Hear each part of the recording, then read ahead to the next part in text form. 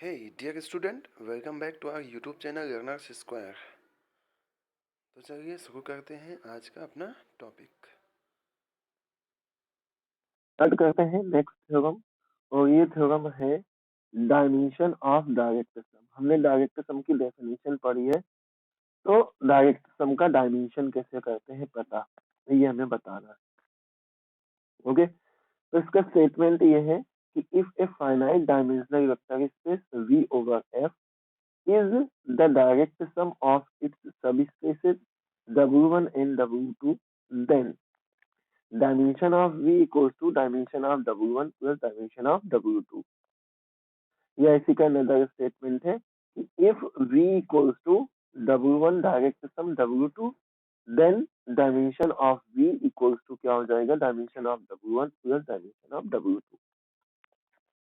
अब अगर अपन बात करें कि डायरेक्ट सम क्या होता है, तो डायरेक्ट सम में हमने पढ़ा था कि V इक्वल्स टू अपन लिख पाए कितना, W1 प्लस W2, और ये रिप्रेजेंटेशन क्या हो, यूनिक हो, यूनिकली एक्सप्रेस कर पाए, यानी कि अल्फा को अपन यूनिकली लिख पाए अल्फा 1 प्लस अल्फा 2, तब हम बोलते थे कि ये सम कैसा है, डायरेक्ट सम है।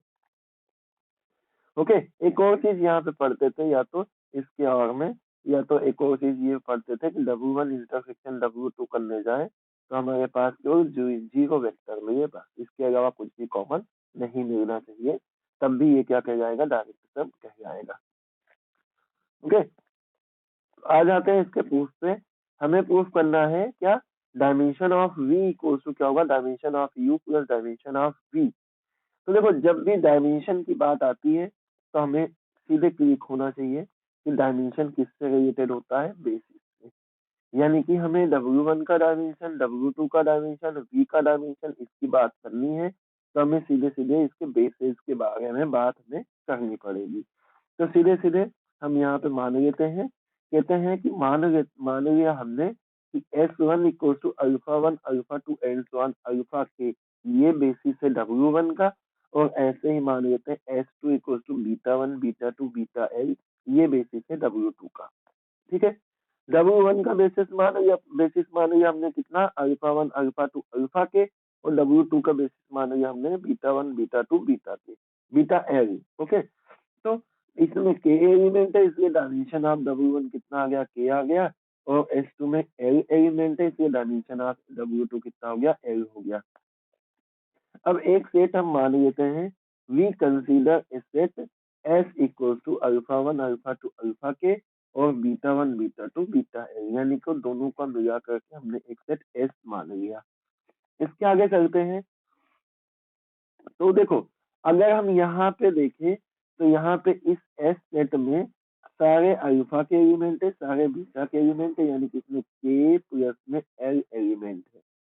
अगर हम इसी सेट को बता दूं, अगर हम ये बता दें कि यही बेसिस है किसका, is a basis of V, अगर ये बेसिस का ये बेसिस हो जाएगा वी का, तो इसके पास के प्लस एल एलिमेंट हो जाएंगे। के डायमेंशन है W1 का, एल डायमेंशन है W2 का, तो इसका मतलब V का डायमेंशन W1 का डायमेंशन प्लस W2 का डायमेंशन आ जाएगा। अगर हम इसको बेसिस बता दें, और बेसिस बताने के लिए हमें क्या प्रूफ करना पड़ेगा, दो चीजें प्रूफ करना पड़ेगा। पहला हमें ये से बताना पड़ेगा ये इंडिपेंडेंट है, और दूसरा हमें ये बताना पड़ेगा एल एस इक्वल टू कितना होता है, V होता है। तो चलिए करते हैं कोशिश, देखेंगे बता पाएंगे कि नहीं बता पाएंगे इसको बेसिस। तो हम आगे चलते हैं, इसमें हम मान लेते हैं कि गामा कोई आर्बिट्रेरी एलिमेंट है किसका, V का। गामा क्या है, V का कोई आर्बिट्रेरी एलिमेंट है। तो अगर V का कोई आर्बिट्रेरी एलिमेंट है, तो इसका मतलब हम डायरेक्ट सम की प्रॉपर्टी से, क्योंकि क्या V equal to W1 direct sum W2 है, तो इसकी प्रॉपर्टी से गामा को हम लिख सकते हैं अल्फा प्लस बीटा। क्या लिख सकते हैं, अल्फा प्लस बीटा, जहाँ अल्फा W1 का है और बीटा कहाँ का है, W2 का। बिल्कुल ध्यान से समझना है ना, अल्फा कहाँ का है, W1 का है, और बीटा कहाँ का है, W2 का है। अब देखिए, अल्फा W1 का है, और S1 क्या है, S1 बेसिस है किसका, W1 का। अल्फा W1 का है, और S1 इसका बेसिस है, और बेसिस की प्रॉपर्टी होती है कि वो जनरेट करता है। बेसिस की प्रॉपर्टी होती है वो जनरेट करता है। दैट्स व्हाई हम अल्फा को S1 के एलिमेंट्स के लीनियर कॉम्बिनेशन के फॉर्म में एक्सप्रेस कर सकते हैं। क्या कर सकते हैं? अल्फा को S1 के एलिमेंट्स के लीनियर कॉम्बिनेशन के फॉर्म में एक्सप्रेस कर सकते हैं। और अगर कर सकते हैं तो अल्फा इक्वल टू लिख सकते हैं कितना? Summation I A I alpha आई, है ना? क्योंकि S1 के पास जो एलिमेंट है वो कैसा? Alpha 1 alpha 2 and so on alpha के है ना? तो क्या लिख पाएंगे अपन अल्फा को? A1 alpha 1 plus A2 alpha 2 plus and so on A के अल्फा के, ऐसा लिख पाएंगे। तो उसी चीज को हमने यहाँ पे समेशन के फॉर्म में एक्सप्रेस कर दिया कि अल्फा इक्वल टू क्या होगा? Summation I equal to 1 to K A I alpha I. Same इसी तरीके से अगर हम बात करें दूसरे बीटा की, तो बीटा W2 में बिलोंग करता है और S2 इसका क्या है? बेसिस है। बीटा W2 में बिलोंग करता है और W2 के लिए बेसिस कौन है? S2 है। तो इसका मतलब बीटा को S2 के एलिमेंट्स के लीनियर कॉम्बिनेशन के फॉर्म में एक्सप्रेस किया जा सकता है। अब S2 में जो एलिमेंट है वो कौन है? S2 में जो एलिमेंट है वो है beta 1 beta 2 and so on beta element है। इसका मतलब बीटा को अपन लिख सकते हैं कितना? बीटा को लिख सकते हैं B1 beta 1 plus B2 beta 2 plus and so on BL beta L. और उसी चीज को यहाँ पे समेशन के फॉर्म में लिख सकते हैं, summation J equal to 1 to L BJ beta J, इस तरीके से लिख सकते हैं। जहाँ पे ये जितने BJ हैं ये सब स्केलर्स हैं और ऊपर जितने AI हैं वो सब क्या? स्केलर्स। अब अगर अपन इस इक्वेशन का यूज कर लें जहां पे हमने ये कहा है कि गामा इक्वल टू कितना है? गामा इक्वल टू है अल्फा प्लस बीटा, जहां पे अल्फा W1 में बिलोंग करता है और बीटा W2 में बिलोंग करता है। इसकी बात कर लें तो गामा को अपन क्या लिख सकते हैं? अल्फा को हमने लिख दिया, अल्फा को लिखा हमने कि ये समेशन ए आई अल्फा आई है और बीटा को हमने लिख दिया summation B J beta J है। तो इसका मतलब क्या हो जाएगा? ए आई अल्फा आई को अपन लिख सकते हैं A1 alpha 1 plus A2 alpha 2 plus and so on A K alpha के। ऐसे बीजे बीटा जी को लिख सकते हैं B1 beta 1 plus B2 beta 2 plus and so on BL beta L लिख सकते हैं। अब यहाँ पे अगर थोड़ा सा अपन ध्यान से देखें तो अल्फा 1 आ गया, अल्फा 2 आ गया, अल्फा के आ गया, बीटा 1 आ गया, बीटा 2 आ गया, बीटा एल आ गया। यानी कि ये सारे के सारे एलिमेंट्स कहाँ के आ गए? एस के एलिमेंट आ गए। और ये कहाँ का एलिमेंट है? ये वी का एलिमेंट है। A1 A2 A के B1 B2 BL ये सब क्या है? स्केलर्स है। यानी कि हम V के एक एलिमेंट को S के एलिमेंट्स के लीनियर कॉम्बिनेशन के फॉर्म में एक्सप्रेस कर पा रहे हैं, है ना? क्या है? A1 alpha 1 plus A2 alpha 2 plus A के अल्फा के plus B1 beta 1 plus B2 beta 2 plus and so on BL beta L. तो हम क्या रहे हैं? हम यहाँ पे S के एलिमेंट्स के लीनियर कॉम्बिनेशन के फॉर्म में गामा को एक्सप्रेस कर पा रहे हैं। इसका मतलब गामा इक्वल टू क्या हो जाएगा? Linear combination of elements of S. और इसी का मतलब क्या होता है? एस वी को जनरेट करता है। इसका मतलब एल एस इक्वल टू कितना हो गया? वी। अब अगर हम ये बता दें कि हम ये बता दें कि एस सेट जो है वो क्या है? लीनियरली इंडिपेंडेंट है। तो वी का यही क्या हो जाएगा? बेसिस हो जाएगा। तो हमने ये प्रूफ कर दिया कि L S equals to V होता है। इसके आगे हम क्या करेंगे? हम कोशिश करेंगे कि प्रूफ कर दें ये लीनियरली इंडिपेंडेंट है। और लीनियरली इंडिपेंडेंट प्रूफ करने के लिए हम क्या करते हैं? लीनियरली इंडिपेंडेंट प्रूफ करने के लिए A1 alpha 1 plus A2 alpha 2 plus and so on AN alpha n को 0 के इक्वल करते हैं और A1 A2 AN को 0 के इक्वल बता देते हैं। तो यहाँ पे हमें S को 0 के इक्वल बताना है। तो हमने मान लिया कि summation A I alpha I plus summation B J beta J ये 0 के इक्वल है। तो हम जितने भी ए आईज हैं इनको 0 बताने की कोशिश करेंगे, जितने बी जेज हैं इनको भी 0 के इक्वल बताने की कोशिश करेंगे। ठीक है, थोड़ा ध्यान से समझना। यहाँ से इस पूरे क्वांटिटी को क्या करते हैं? उधर भेज देते हैं। और उधर शिफ्ट करने के लिए जब जाते हैं हम, तो देखो क्या आता है अपने पास।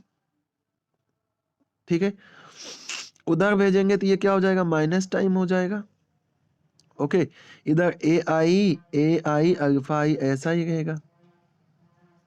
देखो, है ना, ये हमने बता दिया कि summation A I alpha I equals to क्या है, summation minus time B J beta J. Okay, अब इधर देखो, इधर S1 के एलिमेंट्स हैं और इधर S2 के एलिमेंट्स हैं। तो देखो, since summation A I alpha I equals to क्या हो जाएगा, इधर का एलिमेंट देखिए, इधर बी जे बीटा जे है, ठीक है। तो इसका मतलब क्या होता है, इसका मतलब ये होता है कि अगर ये एलिमेंट अपन देखें तो ए आई अल्फा आई है, और इसका मतलब क्या होगा, ए आई अल्फा आई सब कहाँ के एलिमेंट है, S1 के एलिमेंट है। इसका मतलब क्या हो जाएगा, समेशन ए आई अल्फा आई क्या होगा, linear combination of elements of S1 हो जाएगा, है ना। अल्फा वन अल्फा टू कहाँ का है, S1 का ही तो है। तो इसका मतलब समेशन ए आई अल्फा आई क्या हो गया, S1 के एलिमेंट्स का लीनियर कॉम्बिनेशन है। और अगर S1 के एलिमेंट्स का लीनियर कॉम्बिनेशन है तो ये बेसिस किसका है, W1 का है। इसका मतलब समेशन ए आई अल्फा आई कहाँ बिलोंग करेगा, W1 में बिलोंग करेगा। ऐसे ही आगे चलते हैं, फिर से बी जे बीटा जे, ये beta beta one beta to कहाँ का है, S2 का है। अगर S2 का है तो इसका मतलब summation J equals to 1 to L minus time B J beta J, ये कहाँ का होगा, ये S2 के लीनियर कॉम्बिनेशन के इक्वल होगा। अगर ये S2 के लीनियर कॉम्बिनेशन के इक्वल होगा तो इसका मतलब ये होता है S2 बेसिस है W2 का। इसका मतलब क्या होगा, summation minus time B J beta J कहाँ का कहाँ बिलोंग करेगा, W2 में बिलोंग करेगा। ओके, ये W2 में बिलोंग करता है और ये W1 में बिलोंग करता है। तो इसके आगे चलते हैं अपन, इसके आगे चलते तो यहाँ पे इस इक्वेशन को अपन ने मान लिया है, ये इक्वेशन क्या है, सेकेंड इक्वेशन है। और अगर ये सेकेंड इक्वेशन है तो इधर देखो, इधर W1 का एलिमेंट है, इधर W2 का एलिमेंट है, दोनों आपस में क्या है, इक्वल है ना। W1 का एलिमेंट W2 के एलिमेंट के इक्वल है। इसका मतलब क्या हो जाएगा, इसका मतलब ये हो जाएगा कि ये जो हम बोल रहे हैं summation A I alpha I summation minus time B J beta J, ये W1 इंटरसेक्शन W2 में बिलोंग करेगा। दोनों इक्वल हैं, यानी कि दोनों की वैल्यू सेम है, और सेम है तो इसका मतलब कहाँ बिलोंग करेंगे, इसके इंटरसेक्शन में बिलोंग करेंगे। तो इसका मतलब ये इंटरसेक्शन में बिलोंग करेगा। और हमने ये पढ़ा है कि अगर v W1 प्लस W2 के डायरेक्ट सम के इक्वल है तो इसका इंटरसेक्शन केवल जीरो वेक्टर के इक्वल होता है। और अगर जीरो वेक्टर के इक्वल होता है तो यहाँ पे summation A I alpha I ये जीरो के इक्वल होगा। और अगर ये जीरो के इक्वल होता है तो इसका मतलब A1 alpha one plus A2 alpha two plus AK alpha two ये जीरो के इक्वल होगा। और अगर ये जीरो के इक्वल होता है तो S है क्या, बेसिस है। बेसिस है तो लीनियरली इंडिपेंडेंट होगा, और लीनियरली इंडिपेंडेंट होगा तो A1 A2 AK सभी क्या हो जाएंगे, जीरो के इक्वल हो जाएंगे।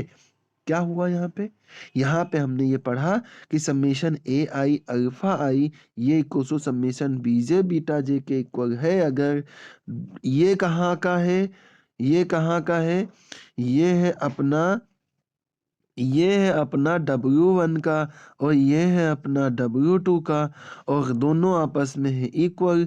इसका मतलब ये दोनों कहाँ के रहेंगे, W1 इंटरसेक्शन W2 के रहेंगे। और हमने पढ़ा है कि अगर V1 equals to in circle plus W1 W2 के है, अगर v equals to W1 in circle plus W2 यानी कि v equals to W1 direct sum W2 है, तो हमारे पास W1 इंटरसेक्शन W2 के पास केवल जीरो वेक्टर ही कॉमन होता है।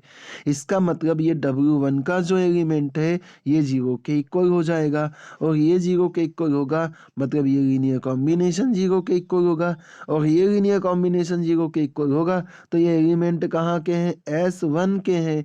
और S1 है क्या, बेसिस है, और बेसिस होने के लिए कंडीशन क्या होती है, लीनियरली इंडिपेंडेंट की होती है।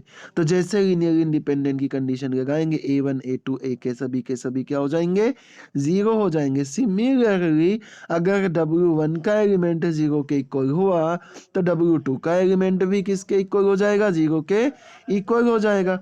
और अगर ये जीरो के इक्वल होता है तो B1 beta one plus B2 beta two plus BL beta L ये जीरो के इक्वल हो जाएगा। B1 beta one beta two beta L हैं कहाँ के, S2 के। S2 क्या है, बेसिस है W2 का, बेसिस है तो लीनियरली इंडिपेंडेंट होगा, और अगर लीनियरली इंडिपेंडेंट होगा तो B1 B2 BL ये सभी के सभी क्या हो जाएंगे, 0 के इक्वल हो जाएंगे। और इसका मतलब ये होता है कि हमने summation A I alpha I plus B J beta J को 0 के इक्वल माना, तो हमारे पास A1 A2 ए के 0 के इक्वल, B1 B2 BL 0 के इक्वल। इसका मतलब सभी के सभी स्केलर्स 0 के इक्वल। और ये alpha one alpha two alpha K, beta one beta two beta element कहाँ के हैं, S के हैं। और इसके साथ जो स्केलर्स आ रहे हैं A1 A2 ए के, B1 B2 BL, ये सभी के सभी 0 हो गए। इसका मतलब S क्या होगा, लीनियरली इंडिपेंडेंट होगा। और अगर S लीनियरली इंडिपेंडेंट हो जाता है तो इसका मतलब S V का बेसिस हो जाएगा। और अगर S V का बेसिस है तो V का डायमेंशन कितना है, K प्लस L है। और K डायमेंशन W1 का, L डायमेंशन W2 का। इसका मतलब V का डायमेंशन कितना हो गया, W1 प्लस W2 हो गया। और हमें यही प्रूफ करके बताना था। नेक्स्ट थ्योरम पे आ जाते हैं। और नेक्स्ट थ्योरम जो है ये है डायमेंशन ऑफ लीनियर सम। अब लीनियर सम हमने पढ़ा हुआ था, उसी के डायमेंशन के बारे में हमें बात करनी है। और लीनियर सम में हमने क्या पढ़ा था, लीनियर सम में हमने समझा था कि अगर हमारे पास V के एलिमेंट को लिख पाते हैं W1 प्लस W2, यानी कि अल्फा को लिख पाते अल्फा 1 प्लस अल्फा 2, यहाँ यूनिकनेस वाली कोई कंडीशन नहीं रखते हैं, तो इसे क्या कहा जाता है, लीनियर सम कहा जाता है। तो हमें अब इसी पे बात करनी है और इस थ्योरम को प्रूफ करके बताना है, जहाँ पे ये कह रहा है कि अगर W1 W2 सब स्पेसेस हैं किसी finite dimensional vector space V के, तब अगर हम W1 प्लस W2 का डायमेंशन पता करते हैं तो क्या आ जाएगा, dimension of W1 plus W2 minus dimension of W1 intersection W2। Okay, direct sum में डायरेक्ट सम में कॉमन वाली कोई बात रहती नहीं है, इसलिए ये इंटरसेक्शन वाली कोई कंडीशन नहीं आती है। और यहाँ पे कॉमन वाली बात रहती है क्योंकि रिप्रेजेंटेशन यूनिक नहीं होता है। तो इसका मतलब W1 प्लस W2 का जो डायमेंशन होगा वो क्या होगा, dimension of W1 plus dimension of W2 minus dimension of W1 intersection W2 आ जाएगा। तो देखो सेम वैसा ही प्रोसेस अपन कंटिन्यू करेंगे, थोड़ा बहुत कुछ चेंज रहेगा।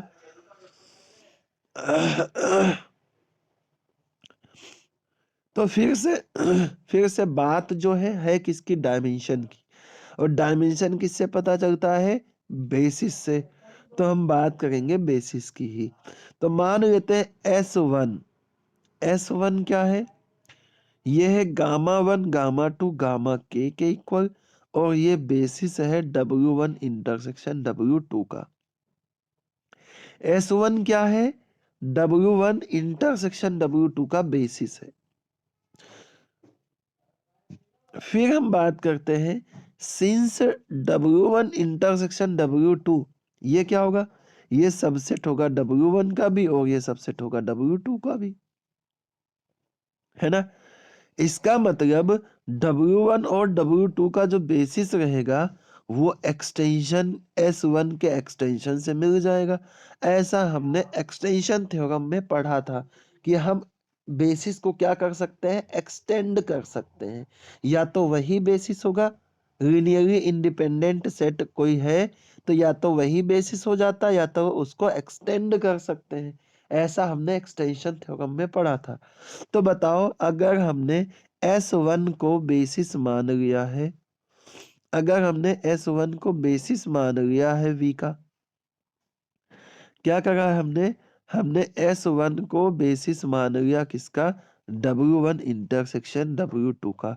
तो बताओ इंटरसेक्शन की बात है, तो इंटरसेक्शन जब होता है तो दोनों के कॉमन एलिमेंट होते हैं। इसका मतलब क्या होता है, अगर कॉमन एलिमेंट होते हैं तो ये W1 का भी सबसेट होगा और ये W2 का भी सबसेट होगा। अब अगर इसको इसका बेसिस माना है तो ये सेट क्या होगा, लीनियरली इंडिपेंडेंट होगा। और ये किसका है, इंटरसेक्शन का है, मतलब ये W1 का भी सबसेट होगा और ये W2 का भी सबसेट होगा। और अगर ये बेसिस है तो लीनियरली इंडिपेंडेंट भी होगा। और हमने एक्सटेंशन थ्योरम में पढ़ा है कि अगर कोई लीनियरली इंडिपेंडेंट सबसेट है तो या तो वही उसका बेसिस हो जाएगा, या तो इसे क्या कर सकते हैं, एक्सटेंड कर सकते हैं बेसिस बनाने के लिए। तो हम इसको क्या करते हैं, अपने मन से अज्यूम कर लेते हैं। क्या अज्यूम कर लेते हैं कि हमने मान लिया कि इसका एक्सटेंशन करते हैं तो हमें S2 मिलता है, और S2 को अपन W1 का बेसिस मान लेते हैं। और इसके पास एक्सटेंशन करने के बाद जो वेक्टर बचते हैं वो मान लेते हैं अल्फा 1 अल्फा 2 अल्फा L है, गामा 1 गामा 2 गामा के तो पहले से ही है। और ऐसे ही हम S3 मान लेते हैं। इसके पास जो बेसिस है वो क्या है, बीटा 1 बीटा 2 बीटा M है, और गामा 1 गामा 2 गामा के है। इसको अपना अपन मान लेते हैं इसका बेसिस।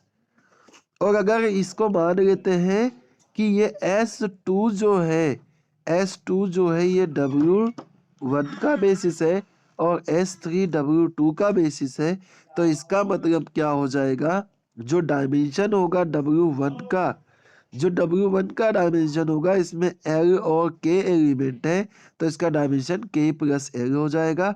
ऐसे ही W2 का जो बेसिस है वो S3 है, तो W2 का जो डायमेंशन होगा वो K प्लस M हो जाएगा।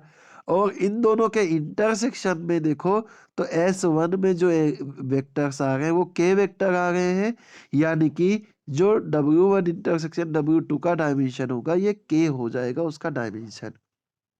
ओके, अब हम क्या करते हैं कि मान लेते हैं कि S equals to alpha 1 alpha 2 alpha L, और बीटा 1 बीटा 2 बीटा M, और गामा 1 गामा 2 गामा K, ये इतने सारे वेक्टर्स हैं किसके पास, S नाम के एलिमेंट के पास।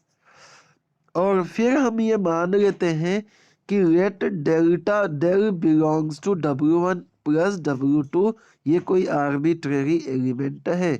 अगर ये W1 प्लस W2 के सब में बिलोंग करता है तो इसका मतलब W1 में हमें अल्फा मिलेगा और W2 में हमें बीटा मिलेगा, और जिनके प्लस के को हम डेल को लिख सकते हैं, जहाँ पे अल्फा बिलोंग करेगा W1 में और बीटा बिलोंग करेगा W2 में, और इसे ही मान लेंगे हम इक्वेशन नंबर 1।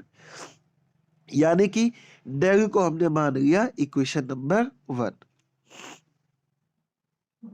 इसके आगे चलते हैं, और इसके आगे चलते हैं तो हम कहते हैं कि अल्फा W1 में बिलोंग करता है, और S2 जो है W1 का बेसिस है, और S2 के पास जो एलिमेंट है वो अल्फा 1 अल्फा 2 अल्फा L है, गामा 1 गामा 2 गामा K है। तो इसका मतलब अगर S2 W1 का बेसिस है तो अल्फा को S2 के एलिमेंट्स के लीनियर कॉम्बिनेशन के फॉर्म में एक्सप्रेस कर सकते हैं। और अगर लीनियर कॉम्बिनेशन के फॉर्म में एक्सप्रेस कर सकते हैं तो हम अल्फा को लिख सकते हैं summation AI alpha I plus summation B J gamma J. ठीक है, क्योंकि बीटा तो है नहीं, गामा है। और अल्फा 1 से लेके L तक है तो समेशन 1 से लेके L तक का रहेगा, और गामा जो है 1 से लेके K तक है, तो J इक्वल्स टू 1 से कहाँ तक रहेगा, K तक रहेगा। ये हो गई किसकी वैल्यू, अल्फा की वैल्यू। ऐसे ही हम आगे चलते हैं, कहते हैं बीटा जो नाम का एलिमेंट है, ये बीटा कहाँ का है, W2 का है, और S3 क्या है, W2 का बेसिस है। और अगर ये बेसिस है तो हम बीटा को S3 के एलिमेंट्स के लीनियर कॉम्बिनेशन के फॉर्म में एक्सप्रेस कर सकते हैं। और अगर ऐसा एक्सप्रेस हम कर सकते हैं तो यहाँ से जो बीटा है इसकी वैल्यू कितनी आ जाएगी, summation CN beta N plus summation DJ gamma J। ठीक है, तो यहाँ से n equals to 1 to m, क्योंकि बीटा जो है बीटा 1 से बीटा m तक है, और गामा 1 से गामा k तक है, इसलिए j equals to 1 to k माना गया। अब इसका समेशन हमने सेम इसलिए माना क्योंकि यहाँ पे भी गामा ही है, यहाँ पे भी गामा है, बस इसके अगर अपन ने चेंज कर दिए। ओके, यहाँ से अल्फा की वैल्यू मिल गई, यहाँ से बीटा की वैल्यू मिल गई, और हमने यहाँ पे गामा को कहा ही अल्फा प्लस बीटा है। इसका मतलब गामा इक्वल्स टू कितना हो जाएगा, गामा इक्वल्स टू हो जाएगा अल्फा प्लस में कितना बीटा। ठीक है, अल्फा की value summation I equals to 1 to L A I alpha I plus summation J equals to K B J gamma J plus beta की value summation N equals to 1 to M C N beta N, और कितना plus summation J equals to 1 to K D J gamma J, ऐसा लिख सकते हैं। अब देखो ये वाले में भी जे है, गामा है, ये वाले में भी गामा है, तो इनको क्या करते हैं एक साथ में लिख देते हैं, इनका समेशन एक, इसीलिए हमने बनाया था कि ये क्या हो जाएगा, summation J equals to 1 to K हो जाएगा, गामा जे दोनों में कॉमन है तो B J plus D J आ जाएगा। ठीक है, और इसको एज इट इज लिख दिया अपन ने, और ये वाली टर्म को भी एज इट इज यहाँ पे लिख दिया। अब देखो ये जो डेल्टा है, डेल है, ये डेल कहाँ का है, v का है, या यूं कह दो W1 प्लस W2 का है। और यहाँ पे देखो अल्फा आई आ गया, बीटा एन आ गया, और गामा जे भी आ गया, यानी कि alpha one alpha two alpha L आ गया, beta one beta two beta M आ गया, gamma one gamma two gamma K आ गया। अब ये तीनों वेक्टर कहाँ पे है, एस में है। ये तीनों वेक्टर कहाँ पे है, ये तीनों वेक्टर है अपने पास एस में, देखो ये है ना। तो इसका मतलब ये होगा है डायरेक्ट सम का एलिमेंट एस के एलिमेंट्स के लीनियर कॉम्बिनेशन के इक्वल है, यानी कि डेल इक्वल्स टू क्या, linear combination of elements of S है। इसका मतलब अगर ये लीनियर कॉम्बिनेशन ऑफ एस है तो W1 प्लस W2 क्या करता है, एस को जनरेट करता है। ठीक है, अब अगर इसको बेसिस बताना है तो जनरेट करता हुआ तो अपन ने बता दिया कि एल एस इक्वल्स टू कितना है, W1 प्लस W2 है। अब बचा क्या प्रूफ करने के लिए, लीनियरली इंडिपेंडेंट। तो अब इसी को करेंगे प्रूफ हम लीनियरली इंडिपेंडेंट, और लीनियरली इंडिपेंडेंट के लिए हम क्या करते हैं, इसको जीरो के इक्वल मान लेते हैं। तो हम यहाँ पे क्या करते हैं, लीनियरली इंडिपेंडेंट प्रूफ करने के लिए हमने मान लिया summation I equals to 1 to L A I alpha I plus summation J equals to 1 to M B J beta J plus summation N equals to 1 to K C N gamma N equals to 0 मान लिया। ठीक है, इसे मान लिया equation number 2। अब यहाँ से एक काम करते हैं, काम ये करते हैं कि जो बी जे बीटा जे वाला टर्म है, जो बी जे बीटा जे वाला टर्म है, इसको इक्वल्स टू के उधर भेज देते हैं, और उसको इक्वल्स टू के उधर भेजते हैं तो हमारे पास कितना बच जाएगा, हमारे पास बच जाएगा summation I equals to 1 to L A I alpha I plus summation N equals to 1 to K C N gamma N equals to summation कितना, J equals to 1 to M minus time B J beta J, और इसे मान लेते हैं equation number कितना 3। और यहाँ से कुछ रिजल्ट बनाने की कोशिश हम करेंगे। लीनियरली इंडिपेंडेंट बताना है, इसका मतलब A1 A2 AL को B1 B2 BM को C1 E2 C1 C2 CK को 0 के इक्वल में बताना है। तो देखो फिर से वही पिछले थ्योरम के जैसा काम करते हैं। देखो summation J equals to 1 to M minus time B J beta J, ये क्या है, ये S2 के एलिमेंट्स का लीनियर कॉम्बिनेशन है ना। S2 के पास B1 बीटा 1 B1 बी अरे यार बीटा 1 बीटा 2 बीटा के ऐसे एलिमेंट्स हैं, और अगर ऐसे एलिमेंट्स हैं इसका मतलब क्या हो जाएगा, इसका मतलब ये हो जाएगा कि ये W1 का क्या हो जाएगा, बेसिस हो जाए, सॉरी ये कहाँ बिलोंग कर जाएगा, W1 में बिलोंग कर जाएगा। और अगर ये W1 में बिलोंग कर जाता है तो इसके आगे चलते हैं हम W1 का जो बेसिस है S2, इसको अगर ध्यान से देखें तो इसके पास जो एलिमेंट है वो कौन कौन सा एलिमेंट है, S2 के पास जो एलिमेंट है वो क्या है, सॉरी S2 नहीं, यहाँ पे S3 देखो पहले, S3 के पास जो एलिमेंट है वो कितना है, बीटा टाइप के एलिमेंट है और गामा टाइप के एलिमेंट है S3 के पास। तो हम यहाँ से क्या काम करते हैं, ये बोल देते हैं कि कि ये जो summation B J beta minus time B J beta J है, ये इतना तो है, इतना तो ऑलरेडी है। कितना है? J equals to 1 to M minus time B J beta जे।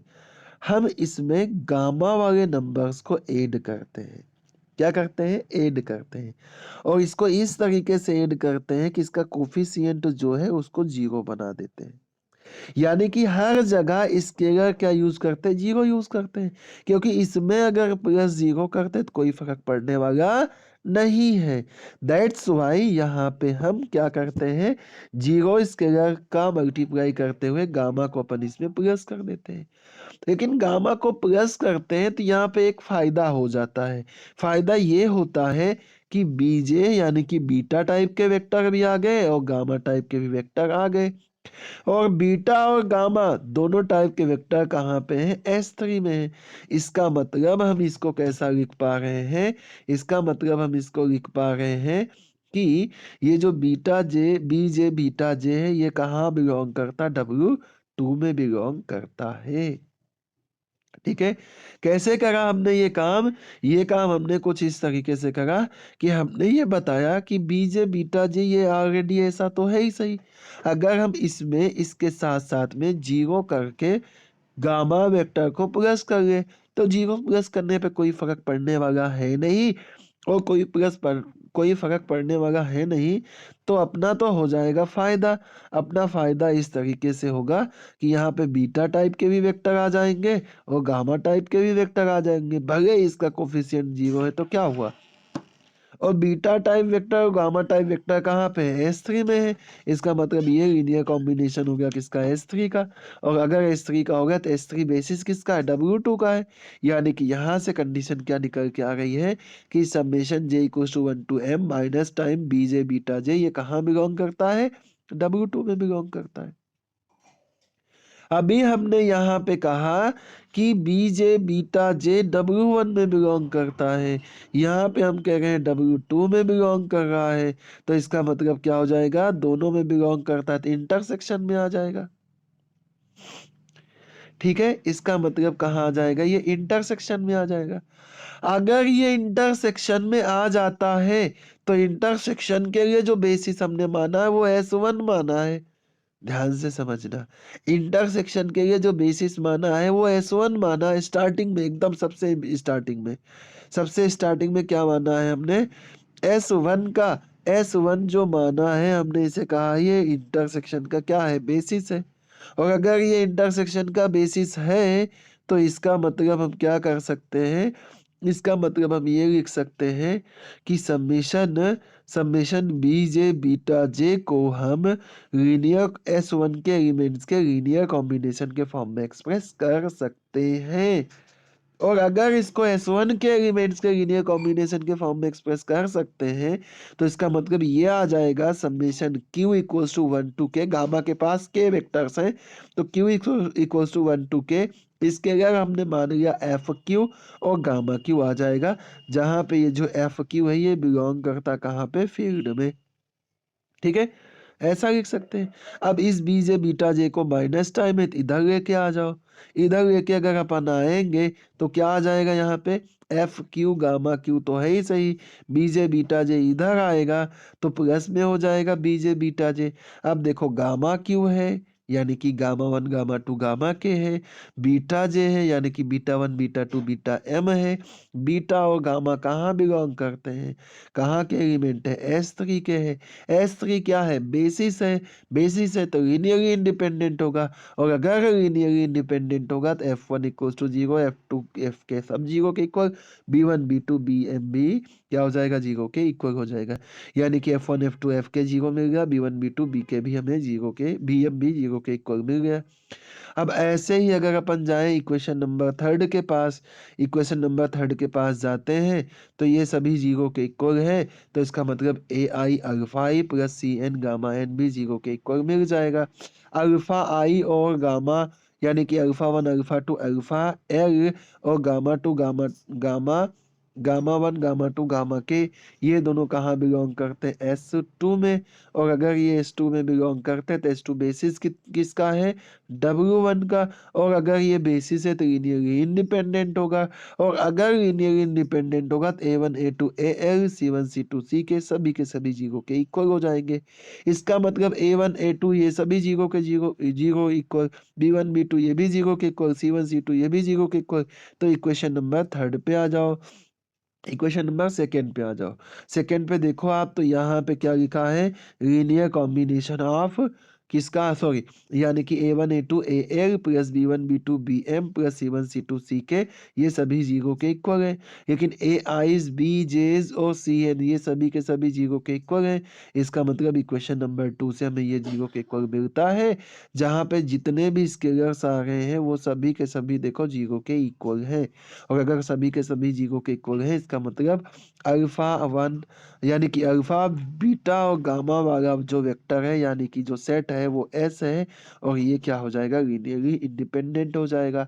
इसके पहले हमने इसको जनरेट करता हुआ बता ही दिया था, यहाँ पे लीनियरली इंडिपेंडेंट भी बता दिया, और अगर इसको लीनियरली इंडिपेंडेंट बता दिया तो इसका मतलब ये W1 प्लस W2 का क्या हो जाएगा बेसिस हो जाएगा, और अगर बेसिस हो जाएगा तो इसके पास एलिमेंट क्या है KLM ये तीनों मिला करके है, तो इसका मतलब dimension of W1 plus W2 कितना हो जाएगा K plus L plus M हो जाएगा। अब इसमें एक काम करते हैं, हम काम ये करते हैं कि K प्लस L को एक साथ कर लेते हैं, और फिर उसके बाद एक K को प्लस कर देते हैं, K को माइनस कर देते हैं, तो क्या आ जाएगा अपने पास आ जाएगा K plus L M plus K और माइनस में K आ जाएगा। K प्लस L डायमेंशन है W1 का, M प्लस K डायमेंशन है W2 का, और K डायमेंशन है दोनों के इंटरसेक्शन का। इसका मतलब dimension of W1 plus W2 equals to कितना आ जाएगा, dimension of W1 plus dimension of W2 minus में dimension of W1 intersection W2, और इसी के साथ ये थ्योरम हो जाएगा खत्म। नेक्स्ट टॉपिक करते हैं और इसका नाम है कोसेट्स। कोसेट्स आपने ग्रुप थ्योरी में भी पढ़ा था, वही है कॉन्सेप्ट पूरा का पूरा वही, बस यहाँ पे वेक्टर स्पेस में पढ़ेंगे। तो मान लेते हैं कि W कोई सब स्पेस है किसी vector space V over F का, ठीक है।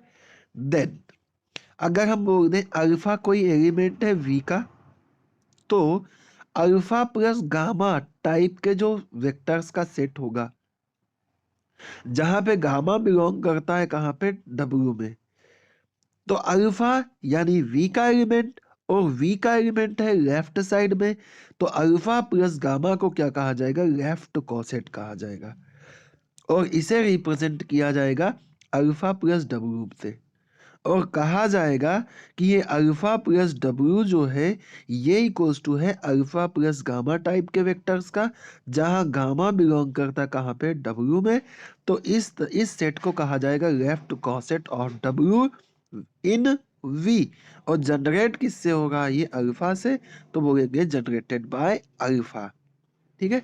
यानी कि लेफ्ट कोसेट में V का एलिमेंट लेफ्ट साइड में, और लिखेंगे अल्फा प्लस W, और इसे डिफाइन करेंगे set of all those vectors of the type alpha plus gamma, जहां पर गामा बिलोंग करता है W में। ओके, सिमिलरली अगर हम इस वेक्टर V का जो वेक्टर यानी अल्फा है इसको राइट साइड में लिख देंगे, तो इसे कहा जाएगा W प्लस अल्फा, और ये इक्वल्स टू होगा गामा प्लस अल्फा के, जहां पर गामा बिलोंग करेगा W में, और इसे कहा जाएगा कि ये राइट कोसेट है W का, कहाँ पे V में, और जनरेट किसके कारण से हो रहा है अल्फा के कारण से, तो जनरेटेड बाय अल्फा। तो ये हो गया लेफ्ट कोसेट और राइट कोसेट, और इन दोनों को डिफाइन करने का मतलब क्या है ये थ्योरम, और ये थ्योरम नहीं है, ये डेफिनेशन है कोसेंट स्पेस का, ठीक है। ये क्या है कोसेंट स्पेस का डेफिनेशन है। तो क्या डेफिनेशन बनता है कि अगर W कोई सब स्पेस है वेक्टर स्पेस V का over the field F, then all the set of right cosets or left coset of W in V forms a vector space over the field F under the composition. अगर हम composition की बात करें कि W1 plus W2 में alpha W plus alpha और W plus beta को अपन plus करते हैं तो W एक ही बार आता है, अल्फा प्लस बीटा हो जाता है। यानी कि राइट कोसेट को प्लस कर रहे हैं तो अगेन हमें राइट कोसेट मिल रहा है। और अगर हम W प्लस अल्फा का किसी स्केलर से मल्टीप्लाई करते हैं तो ये मल्टीप्लाई डायरेक्ट वेक्टर में होता है, अल्फा में नहीं होता है। ठीक है, तो ये इन दोनों कंपोजिशन के फॉर्म के को, यानी कि ये जो है ये बाइनरी इंटरनल कंपोजिशन है और ये स्केलर मल्टीप्लिकेशन यानी कि एक्सटर्नल कंपोजिशन है। तो इन दोनों कंपोजिशन के रिस्पेक्ट में ये एक वेक्टर स्पेस बनाता है। और अगर ये एक वेक्टर स्पेस बनाता है तो इस वेक्टर स्पेस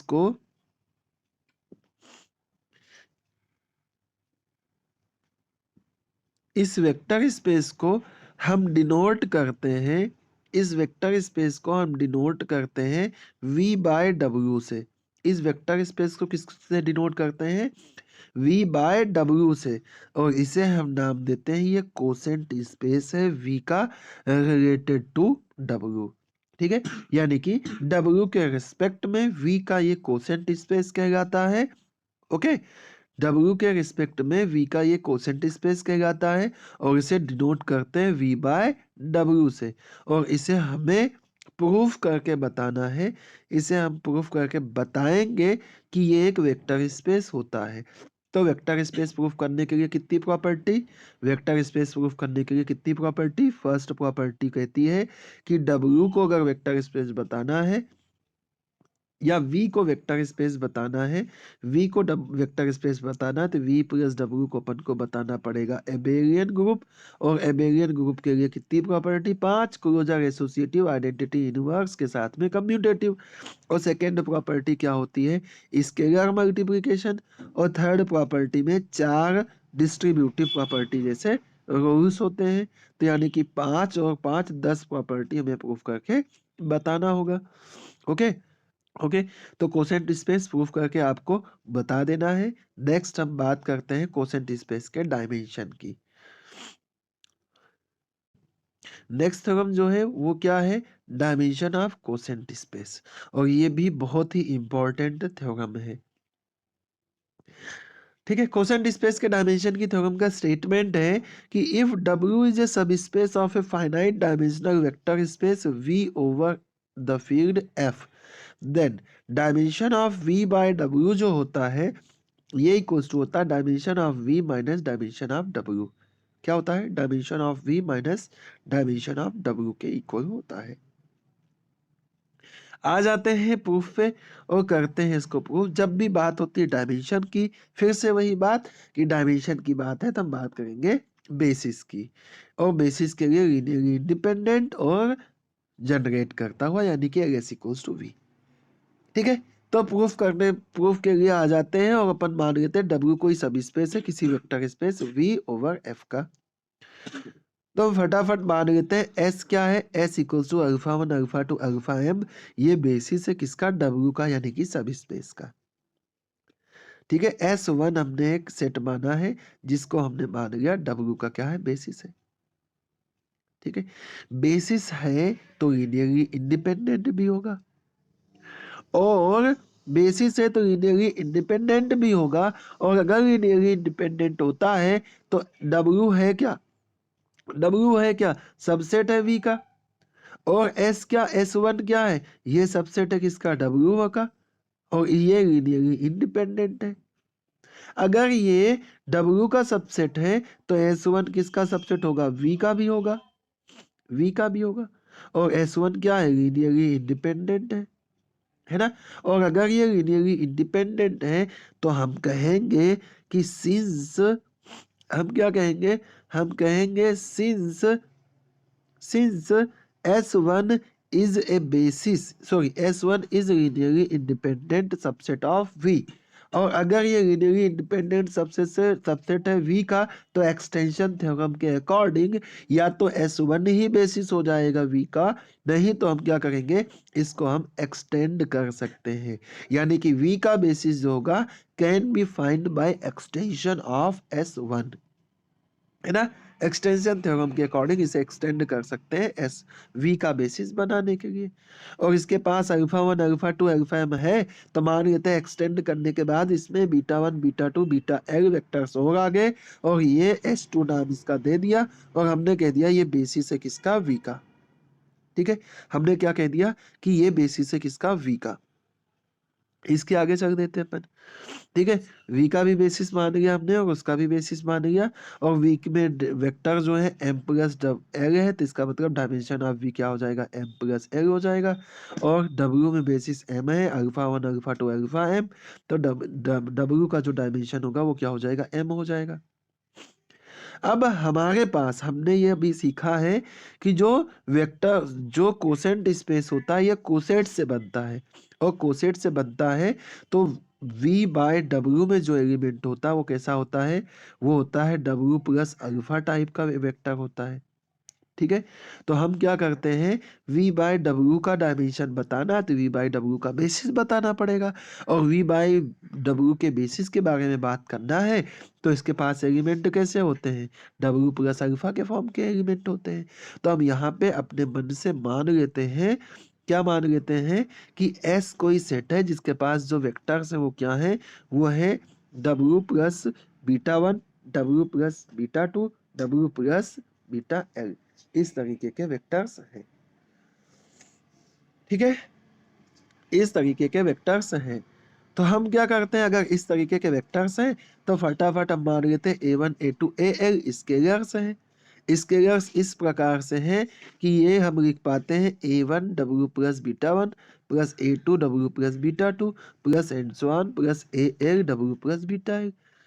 इसे जीरो के इक्वल अपन मानते हैं, और हमें पता है, हमें क्या पता है, अब ये अपन ने वेक्टर वेक्टर सब स्पेस अपन ने प्रूफ करके तो बताया नहीं है, प्रूफ आपको करना है। तो हमें ये पता है, क्या पता है, W प्लस जीरो जो होता है ये आइडेंटिटी होता है किसका, V बाय डब्ल्यू का। यानी कि यहाँ पे जो जीरो वेक्टर होता है वो W प्लस जीरो या W ही लिखते हैं तब भी काम हमारा चल जाता है। तो यहाँ पे ये सबमिशन हम किसके जीरो के इक्वल करने का मतलब क्या होगा, इस समेशन को हम W के इक्वल लिख दें। ठीक है, और हमने यहाँ पे पढ़ा है जब हम स्केलर से मल्टीप्लाई करते हैं तो इस स्केलर का मल्टीप्लाई कहाँ होता है, जैसे ये स्केलर है इसका मल्टीप्लाई यहाँ पे है, तो W पर कोई फर्क नहीं पड़ेगा, ये आके सीधे बीटा 1 पे मल्टीप्लाई कर देगा। यानी कि क्या आ जाएगा, W plus a1 beta 1 plus w plus a2 beta 2 plus w plus al beta l, ऐसा आ जाएगा, और ये w के इक्वल हो जाएगा। ठीक है, और यहाँ से देखो हमने ये दो कंपोजिशन पढ़े थे जब इसको वेक्टर स्पेस बताना था। एक हमने पढ़ा था w प्लस अल्फा में अगर हम प्लस करेंगे w प्लस बीटा को तो हमारे पास क्या आ जाएगा, w plus alpha plus beta. और दूसरा हमने ये पढ़ा था कि अगर a का मल्टीप्लाई w प्लस अल्फा में करेंगे तो w प्लस a अल्फा आ जाएगा। ओके, ये प्रॉपर्टी होती है। तो अगर ऐसा होता है तो यहाँ पे देखो w plus a1 beta 1 w plus a2 beta 2 और ऐसे करते करते w plus al beta l है। अब W बार बार प्लस होके बार बार नहीं आएगा, एक बार आ जाएगा, और ये सभी वेक्टर्स ऐसे प्लस में आ जाएंगे। यानी कि a1 beta 1 plus a2 beta 2 plus al beta l, ये ऐसा आ जाएगा। और राइट साइड में हमारे पास zero vector v by W का चल ही रहा है। ओके, अगर ये ऐसा होता है, अगर ये ऐसा होता है तो देखो यहाँ पे अगर यहाँ पे अपन बात करें v बाय डब्ल्यू के एलिमेंट की तो ये w प्लस अल्फा होता है, जहाँ पे अल्फा कहाँ का होता है, अल्फा कहाँ का होता है, v का होता है ना। और अल्फा का जो एलिमेंट यहाँ पे लेते हैं वो कहाँ के लेते हैं, यहाँ का जो एलिमेंट होता है ये तो w का ही होता है। तो यहाँ पे देखो अगर हम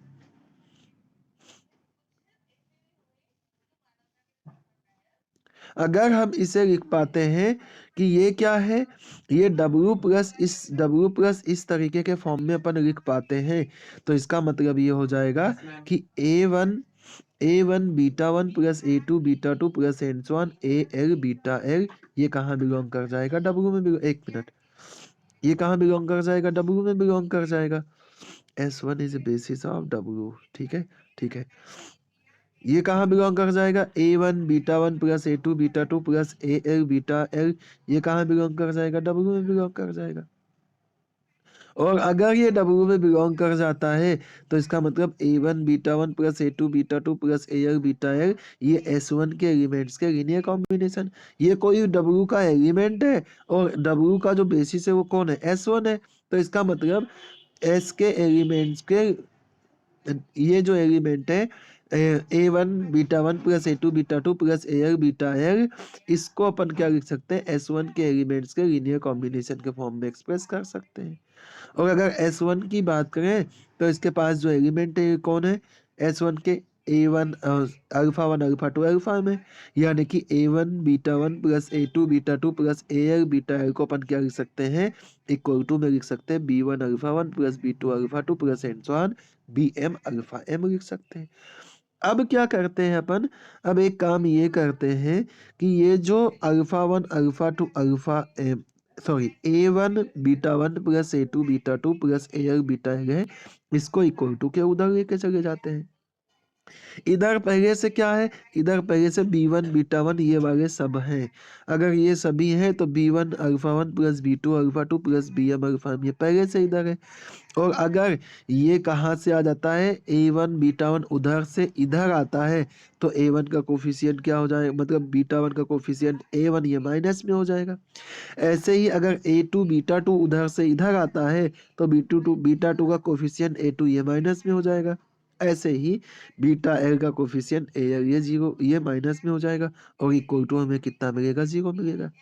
अब देखो alpha 1 alpha 2 alpha M, beta 1 beta 2 beta M, alpha 1 alpha 2 alpha M, beta 1 beta 2 beta M, ये कहाँ है, S2 में है। और S2 किसका है, बेसिस है V का, और बेसिस है तो लीनियरली इंडिपेंडेंट होगा। और अगर लीनियरली इंडिपेंडेंट होगा तो यहाँ पे जितने भी स्केलर्स आ रहे हैं ये सारे स्केलर्स किसके इक्वल हो जाएंगे, जीरो के इक्वल हो जाएंगे। इसका मतलब ये होता है कि हमने ऐसा लिखा, कैसा, A1 W plus beta 1 plus A2 W plus beta 2 plus AL W plus beta L zero zero vector के इक्वल। तो हमें यहाँ से देखो, यहाँ से कहाँ से A1 A2 AL ये सभी जीरो मिले हैं, यानी कि यहाँ पे A1 A2 AL सभी क्या मिल जाएंगे, जीरो मिल जाएंगे। और अगर ये जीरो मिल जाता है तो इसका मतलब S नाम का सेट लीनियरली इंडिपेंडेंट हो जाता है। और अगर लीनियरली इंडिपेंडेंट हो जाता है तो बचा क्या प्रूफ करने के लिए, जनरेट करता हुआ। तो अपन मान लेते हैं लेट W प्लस गामा कोई आर्बिट्ररी वेक्टर है V बाय W का। अगर ये आर्बिट्ररी वेक्टर है तो गामा कहाँ बिलोंग करेगा, V में बिलोंग करेगा। और अगर गामा V में बिलोंग करता है तो V का बेसिस कौन है, S2 है। और अगर V का बेसिस S2 है और V का ये कोई पर्टिकुलर वेक्टर गामा है, बेसिस है तो जनरेट करेगा, यानी कि गामा को अपन लिख सकते हैं कि linear combination of elements of S। V के लिए क्या है, S2 है, V के लिए क्या है, S2 है, हाँ V के लिए S2 है, तो यहाँ पे S2 लिख लीजिए, ठीक है। तो गामा को अपन कैसा लिख सकते हैं, गामा को लिख सकते हैं B1 alpha 1 plus B2 alpha 2 plus BM alpha 1 plus S2 में कौन है, बीटा भी है और अल्फा भी है, तो अल्फा का ये लिख दिया, बीटा का भी लिख देते A1 beta 1 plus A2 beta 2 plus AL beta L, ठीक है। अब क्या करते हैं अपन, इधर भी W प्लस कर देते हैं और इधर भी W प्लस कर देते हैं, यानी कि अब हमारे पास क्या जाएगा, W प्लस गामा, इधर भी W प्लस गामा, ये आ जाएगा। और अगर ये आ जाता है तो W बार बार तो आएगा नहीं, W को बस दो बार यहाँ पर लिख देते हैं, ये लिख देते हैं W alpha 1 plus beta 1 plus alpha 2 plus beta 2 plus and so on alpha L plus beta L। ऐसे ही W plus beta 1 alpha 1 plus beta 2 alpha 2 plus beta M alpha M, ऐसा लिख सकते हैं। और इसका मतलब क्या हो जाएगा, ये जो है ना? इसको ऐसा लिख दिया अपन ने। अब क्या करते हैं, इसको क्या करते हैं, ये W को बार-बार करके लिख देते हैं अपन, और बार-बार करके लिखते हैं तो क्या आ जाएगा, W plus A1 beta 1 plus W plus A2 beta 2 plus and so on W plus AL beta L। अब ये जो A वाले टर्म रहेंगे, है ना, A1 alpha 1 plus A2 alpha 2 plus AL alpha L, ये अल्फा नाम का जो वेक्टर है, अल्फा नाम का जो वेक्टर है, वो हमने कहाँ पे माना, S1 में माना है, और S1 लीनियरली इंडिपेंडेंट हमने बता दिया है, तो इसके स्केलर्स क्या रहेंगे, 0 के इक्वल रहेंगे। तो यहाँ पे जो AL वाले टर्म्स है, इसको अपन ने क्या कर दिया, गायब कर दिया, ये 0 के इक्वल हो जाएगा, है ना, इसको बाय बाय कर दिया अपन ने। अब यहाँ पे देखो, ये स्केलर मल्टीप्लिकेशन वाली डेफिनेशन अपोजिट डायरेक्शन में लगा दो, तो यहाँ से A1 बाहर, यहाँ से A2 बाहर, यहाँ से AL बाहर, यानी कि एक स्केलर और अपना v बाय डब्ल्यू का वेक्टर, एक स्केलर v बाय डब्ल्यू का वेक्टर, एक स्केलर v बाय डब्ल्यू का वेक्टर। इसका मतलब ये लीनियर कॉम्बिनेशन हो गया किसका, S का। अगर ये लीनियर कॉम्बिनेशन हो गया तो इधर जो एलिमेंट जगह वो किसका है, v बाय डब्ल्यू का है, और इधर इसका लीनियर कॉम्बिनेशन मतलब Ls equals to v by W, independent पहले ही प्रूफ कर दिया है। तो इसका मतलब S क्या हो जाएगा, बेसिस हो जाएगा। बेसिस हो जाएगा तो इसके पास एलिमेंट कितने हैं, L एलिमेंट ही है, और अगर L एलिमेंट है तो v बाय डब्ल्यू का डायमेंशन कितना हो जाएगा, L हो जाएगा। और अगर L इसका डायमेंशन हो जाएगा तो अपन क्या करते हैं, m प्लस कर देते हैं, m माइनस कर देते हैं। तो m प्लस L डायमेंशन है v का, m डायमेंशन है w का, तो v बाय w का डायमेंशन कितना हो गया, dimension of v minus dimension of w हो गया। और इसके साथ ये थ्योरम हो जाएगी खत्म।